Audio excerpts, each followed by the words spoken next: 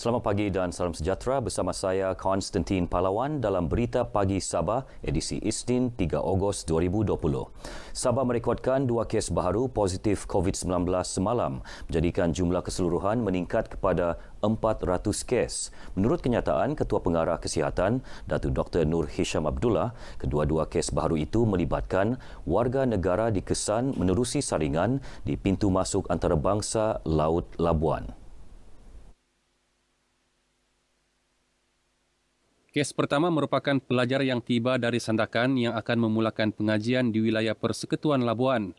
Kes kedua pula dari penampang yang datang ke Labuan untuk bercuti bersama keluarga. Kedua-dua kes itu dimasukkan ke Hospital Labuan.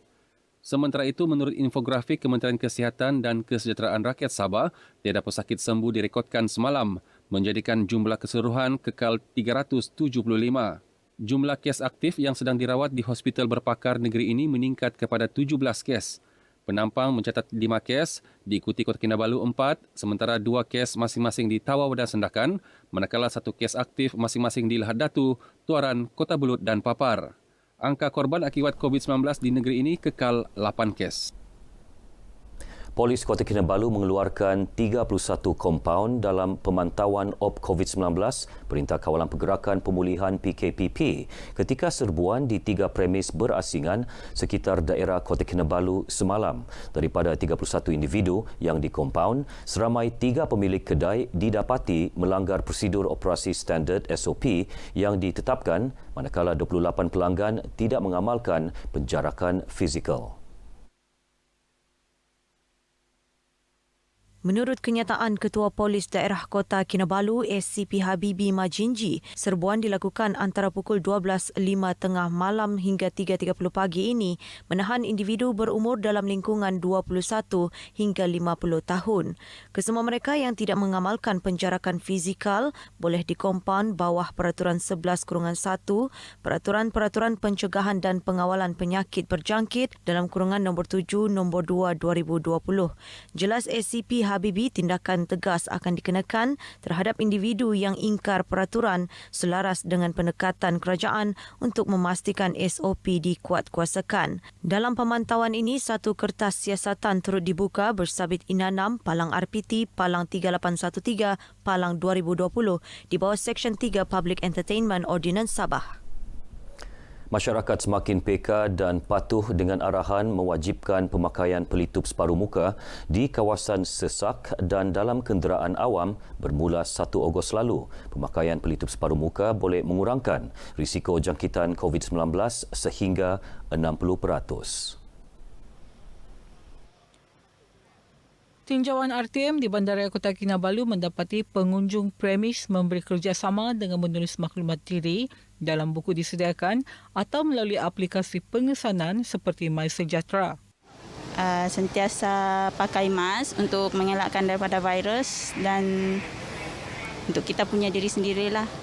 Kalau diorang tidak tuliskan nanti kalau macam ngam-ngam ada orang yang kena COVID kan, macam time diorang tu juga susah mau cari nanti.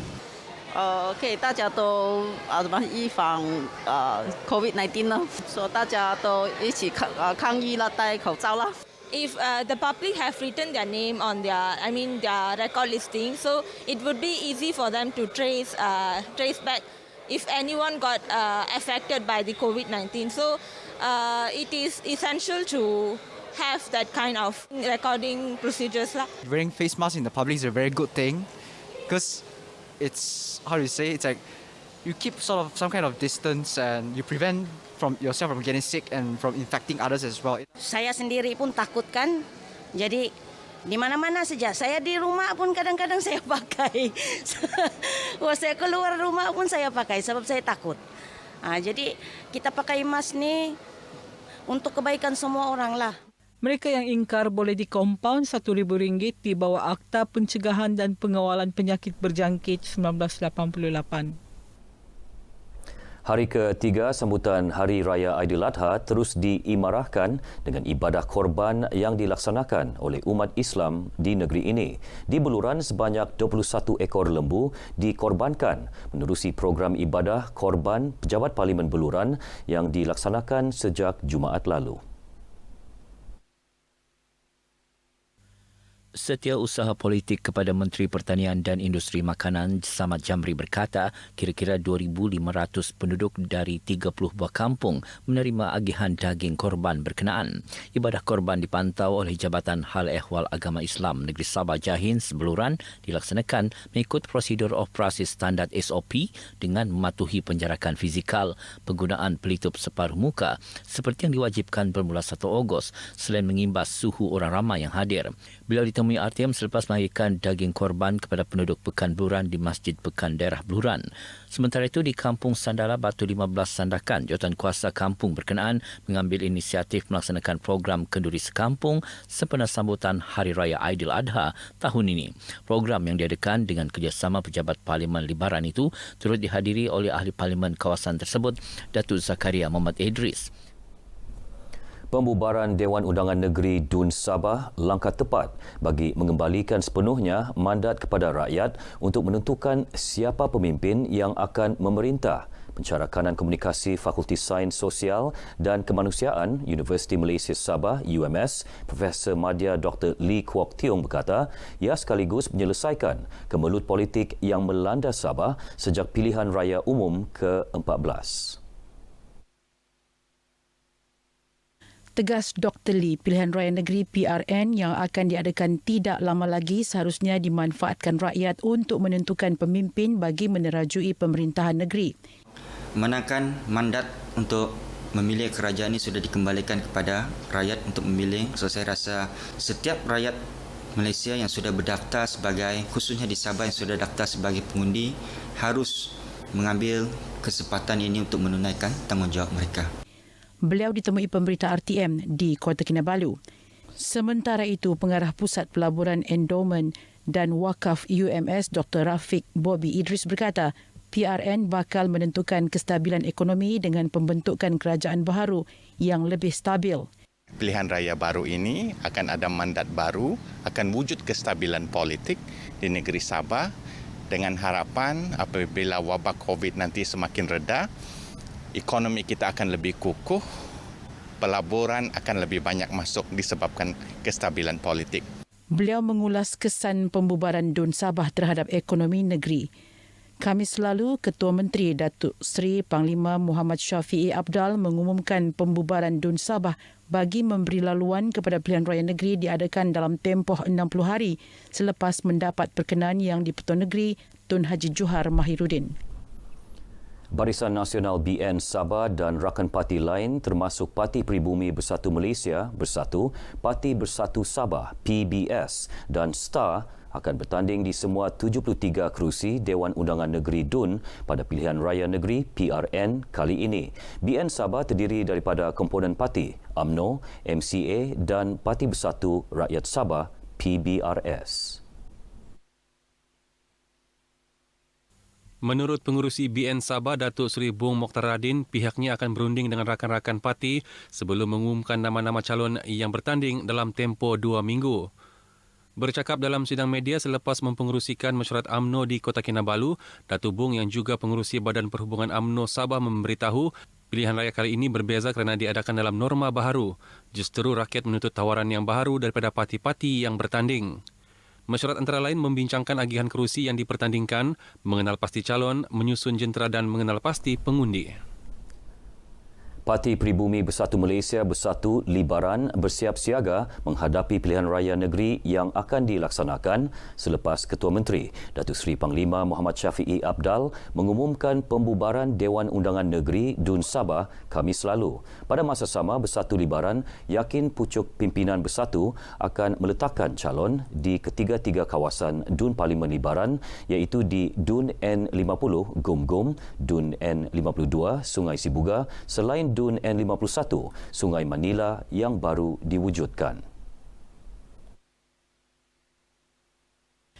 Ketua Bahagian Bersatu Libaran Datuk Zakaria Haji Muhammad Idris berkata persediaan awal sudah dilaksanakan sejak 2 tahun lalu selepas pilihan raya umum ke-14 dengan mendekati rakyat dan menubuhkan pusat daerah mengundi PDM di bahagian itu bagi menggerakkan jentera pada bila-bila masa. Beliau ditemui RTM pada program Kenduri Sekampung sempena sambutan Hari Raya Aidiladha di Kampung Sandala, Batu 15, Sandakan. Sebuah bot nelayan tempatan ditahan ketika sedang melakukan aktiviti menangkap ikan di kedudukan kira-kira 1.3 Batu Nautika Barat, Muara Sungai Tuaran, Sabtu lalu. Bot itu ditahan Agensi Penguatkuasaan Maritim Malaysia APMM Zon Maritim Kota Kinabalu ketika sedang melaksanakan Operasi Naga Timur dan Operasi Sejahtera. Menurut kenyataan Pengarah Maritim Negeri Sabah dan Labuan Laksamana Pertama Maritim Muhammad Rosli Abdullah, bot tersebut disyaki melakukan kesalahan di bawah Seksyen 8(B) Akta Perikanan 1985 kerana disyaki melanggar syarat lesen. Turut ditahan 3 kru termasuk tekong warga negara Indonesia berumur antara 24 hingga 48 tahun. Kesemua kru yang ditahan termasuk bot dibawa ke JT APMM Sepanggar. Ujian saringan COVID-19 juga akan dilakukan ke atas semua anggota maritim yang terlibat dan kru bot nelayan bagi memastikan mereka bebas daripada virus itu. Sebuah rumah separuh kekal yang dihuni 3 buah keluarga di Kampung Warisan Inanam, Kota Kinabalu terbakar 90% petang semalam. Bercakap kepada pemberita RTM, Pegawai Bomba Kanan 2 Jabatan Bomba dan Penyelamat JBPM Kota Kinabalu, Kristi Fu memberitahu pihaknya menerima panggilan kecemasan pada pukul 4.25 petang sebelum bergegas ke tempat kejadian. Yang terhampir iaitu Balai Bomba Lintas, 1 jentera, 1 tanker dengan anggota 10 orang dan disusuli keluaran daripada Balai Bomba Kota Kinabalu iaitu 2 rim, 1 jentera dan 1 utility dengan kekuatan 15 orang. Jelasnya api berjadi kawal sepenuhnya pada pukul 5.01 petang dan operasi memadam tamat pada pukul 5.44 petang. Tiada sebarang kecederaan direkodkan dalam kejadian ini. Punca dan anggaran kerugian masih dalam siasatan. Sekian berita pagi Sabah, budayakan norma baharu, pandemik COVID-19 belum berakhir. Saya Konstantin Palawan, salam sejahtera.